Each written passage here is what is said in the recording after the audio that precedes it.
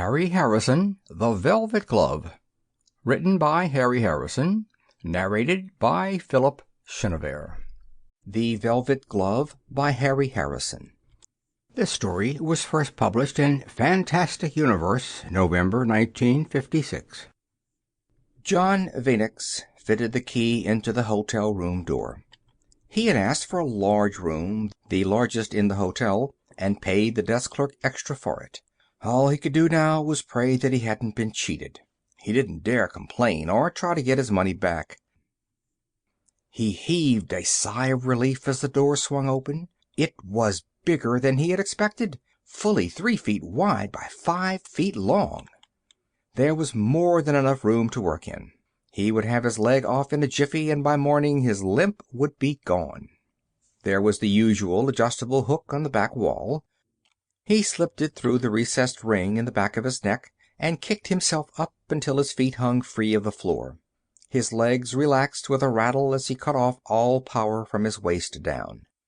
The overworked leg motor would have to cool down before he could work on it. Plenty of time to skim through the newspaper.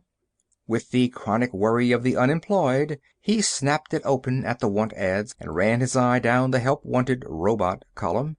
There was nothing for him under the specialist heading. Even the unskilled labor listings were bare and unpromising.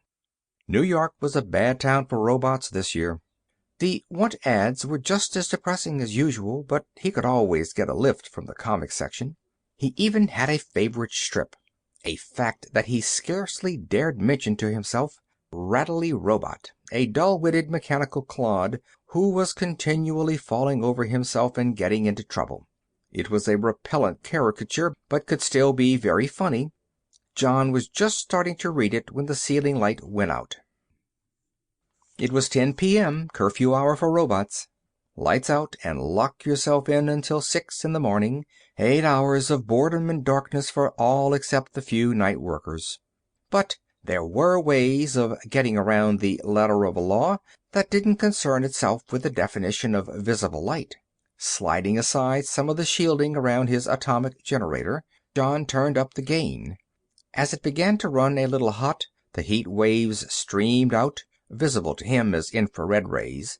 He finished reading the paper in the warm, clear light of his abdomen. The thermocouple in the tip of his second finger left hand. He tested the temperature of his leg. It was soon cool enough to work on. The waterproof gasket stripped off easily, exposing the power leads, nerve wires, and the weakened knee joint. The wires disconnected, John unscrewed the knee above the joint and carefully... Sample complete. Ready to continue?